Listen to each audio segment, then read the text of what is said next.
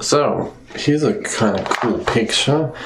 I've pretty much 95% translated it from Latin to English, and mind you, I don't read Latin, but I do know how to use computers, so I think I've got a pretty decent translation. I also do know a lot about alchemy. So, anyway, let's get into it. First, it pretty much translates to complete nature here. Integre naturae, something like that. Next, we have elementum, obviously is element.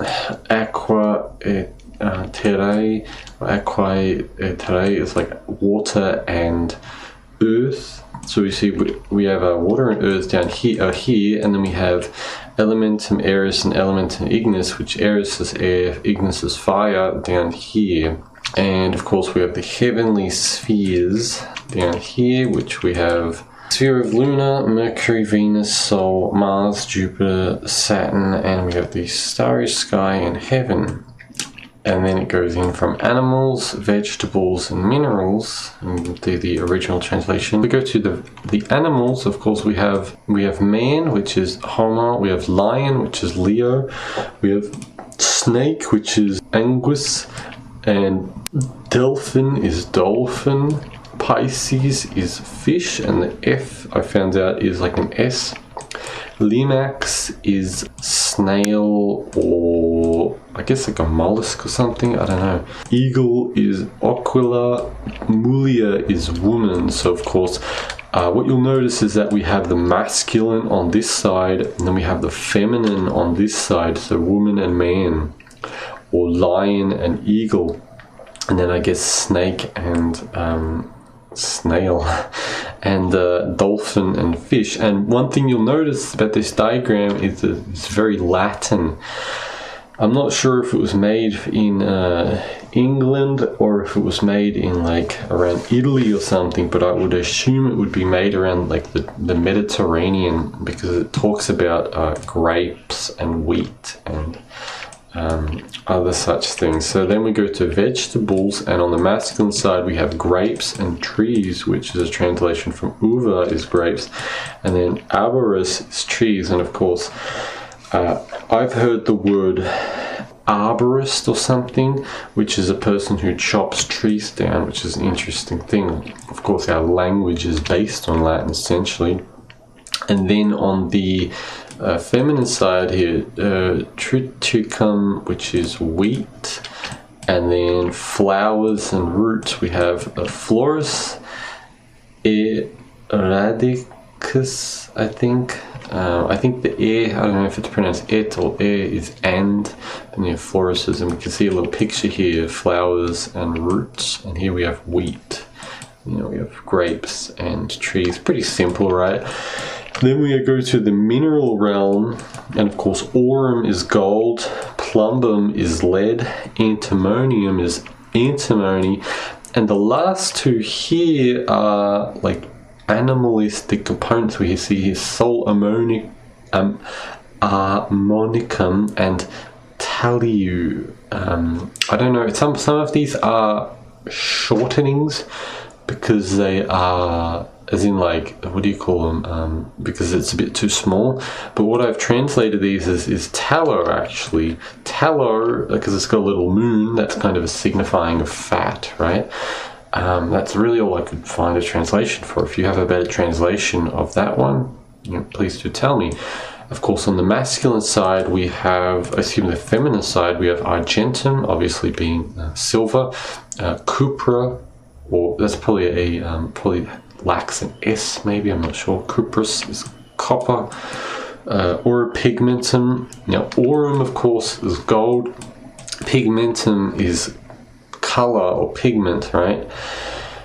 Which is yellow orpiment, or then we get arsenic from this. So interesting that antimony is like the masculine of the feminine, which is orpiment. And of course, anyone who knows Rilgar is kind of like the masculine, and the orpiment is more the feminine. But I guess, I don't know, arsenic is like a feminine form of antimony or something. Interesting either way.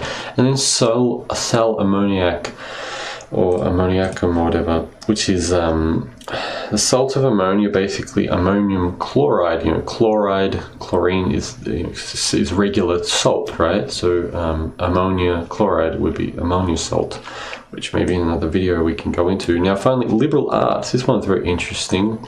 Understanding arts is like skills and techniques.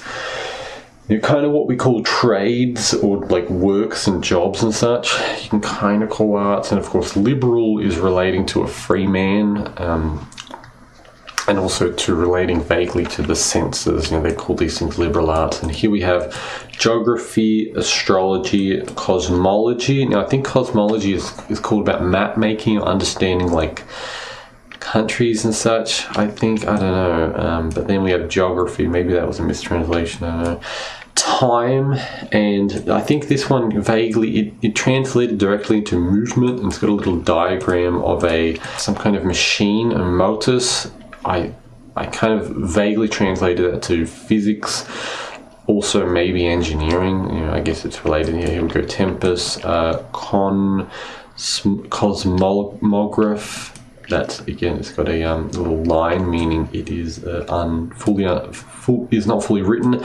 And astrology. I've got another one here. This one's a little bit easier to read. Geomatria. So earth, earth. Yeah, so geometry, understanding of the earth, I guess, I don't know. And on the feminine side, we have arithmetic here, a funny little monkey, music, geometry. I think this one was perspective. That was a hard one to figure out. Drawing. This is where the diagram gets a little complicated because it's words everywhere. And then fortification, which is like war and strength training, physical training. Here we have like a shield, and it looks like, I don't know, men lined up maybe or something like that. Fortificatio. I'll use the other one. This one's easier to read now. Fortificatio. Pictura. Picture. Of course, persp, and then it's got a little line, so it's probably perspective because you can see those lines leading to a house in perfect perspective. And then geomet. So again, it's not fully written. You can see these are all like drawing related. This one isn't really. Well, I guess, I don't know, movement and training of the body. So it's like body, visual arts, music, and then arithmetic, numbers. And then we go to, now these I didn't really translate because we didn't have space, but I'll read them out. They're pretty much the same. It's ars naturam sapiens in regno animali. And then it's just, the same thing. It's just ars naturam. Okay, so that's, I should have probably read that. Adjuvans or something, and this one is corrigens. Okay, I'm going to quickly translate that. Excuse me. Corrigens is, what does that mean? Correcting. So it's like it's like arts. Ars is art, naturum, natural arts, to correct. In regno, I forgot what that means. Minerals. So basically, these are saying like this is how you like work with either minerals, vegetables, and animal parts or animals, adjuvans. Hello, what does that mean? Helping. Okay, so this is how you help plants, right? Vaguely. I just translated as arts that benefit. So for animals, first one here we have medicine. On the feminine, here I'll use this one, medicina, I think. And then this one, I couldn't actually translate this one. It's the only one I couldn't translate. It's got like a bunch of retorts and such. Maybe it's like making retorts, I don't know. It's oru with the little swirly thing, pululatio. So oru pululatio. That's a bit of a mouthful. If anyone knows what that means, please tell me. I couldn't really translate it all. I couldn't find anything. On the other side is apum generatio. That means generation of bees. and it's a generation of bees. And then this one is something, I couldn't translate it. Bees like bomb, bees or bees. I think it means like wax of bees. And bomb, I couldn't figure out, but it's got a picture of I think it might be this one. It's a bird, some leaves, and a tree. I don't know, maybe it's how do you get beeswax. So these ones are about bees, interestingly enough. Then we have the vegetable, so arbor something, that's, I don't know. Basically means pruning plants. You can see this guy, he's pruning plants. Next one is terra cultivation of the land, so farming. You can see this, you've got a little, he's what do you call it, making a field here. With animals, the animals are fertilizing the field, and then he's pruning plants. Pretty simple. Basically, this is telling you, work with plants. And this one is telling you work with animals and also medicinals. I guess this would be like maybe spagyric arts, or I don't know, because it's got medicine here, and then it's got a furnace and retorts and stuff. I don't really know. This one I thought was pretty interesting. The mineral one, here we go, distillatio. And that symbol with the cross, the P and the cross, is apparently per, which, what does that mean again? I kind of vaguely translate as via or using. There we go, via. This one is via alembic, and this one is via a retort. So, distillatio per retorta would be distillation using a retort or via retort, and distillatio per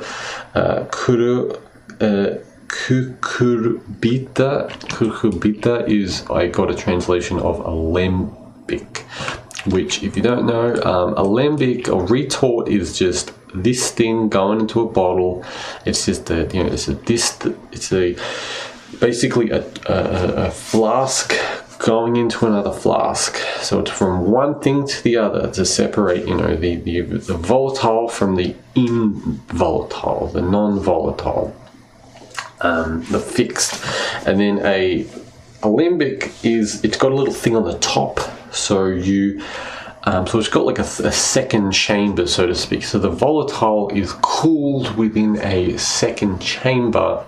And hypothetically, maybe this one is talking about cooling it in that second chamber and then raining it back down, so like a cyclical distillation, or simply just talking about maybe you need a little extra cooling, through that, or maybe there's I've actually never used the alembic because they're really expensive. They're not actually really expensive. You can get retorts for like $20, like smallish ones, 250, 500 milli is $20, $30, $40, right? It's just that people mark them up to hundreds of dollars really unneedingly. You could actually buy on Alibaba, you can get 100 of them for like $100 American. So it's ridiculous how much people overprice all this scientific labware. But maybe one day I'll either make one somehow, or I will figure one out, or buy 100 off AliExpress. There's a lot of interesting experiments to it. But basically it's telling you for minerals, you've got retort, and you've got retort and alembic, which is really fascinating, I think. I like that, I like that. This is a pretty nifty little picture. Here it's got some Jewish, I think it says Yod He Vav He, maybe. I don't read that cursed language, but from my days of Kabbalah study, they have that. And I don't know, I like the Latin. The Latin's nice, like Sephira. Sephira is what we called it in the Kabbalah, but this one is Sphira. Sphira, I think, is how you kind of say it. But would you say Sephira in like Kabbalah study? So it's like, like the. Is that what you call like the Sephira of Malkut or something like that? The sphere of the earth. So it's just interesting, you know, if you understand the language, and I guess the Latin, you know, maybe, who knows, language Latin, maybe there's some connection, I don't know. It just shows you that they're talking about simple things, like these are spheres of these, it just means the planets, right? And this, the elementum aeris, means air. It's literally talking about this is the air. And then the elementum ignis is talking about the ether, or the electrostatic, that kind of blue glow. That's what it's talking about, elementum ignis. So it's going up, and then it's saying that the first planet is the moon, the second planet that you can see is, you know, this, and then it goes to all the way to the sun, then to Saturn is the furthest planet from us in this model, and then the stars are here, and beyond the stars is I guess this is meant to be a representation of God, right? This thing here, I like that spraying onto the earth. That's I don't know, I don't really understand this, but God is holding this. I guess this is like a representation of the planets or something, or the stars and the planets, and then that's enslaving the little monkey, which is, I guess, a representation of us, because it's, you know, measuring the earth, trying to understand. It's like we're the little monkey trying to understand, you know, reality. And of course reality is made up of these three things: minerals, vegetables, animals, and of course all these elements, you know, the air, fire element. We use, you know, the liberal arts to understand reality, but also these arts, these supplementary arts of, you know, the arts of animal substances, vegetable substances, and minerals, to understand them. And then of course within, you know, the physical world are the animals, the vegetables, and the minerals, and it's all split into masculine and feminine. And I don't know, it's a lovely little diagram, I think. So hopefully, of course, here's one interesting thing: Saturn breaks down into lead and or I don't know if it breaks down, but it you know, it of the archetype of these, and Venus supposedly is of the archetype of arsenic and copper. I guess that's why arsenic makes you well, they used it as like a sex drug because it has copper abilities. Who knows? I don't know. And I don't know what these. Oh yeah, these are just the planets in there. It's okay. So yeah, I'll leave that as that. Yeah, this is, if you know about more religion stuff, you probably understand the angels. Anyway, hope you enjoyed the video. If you want the diagram, just email me, or just, I don't know, just take a picture of it, screenshot it or something. Otherwise, do have a good day, and goodbye.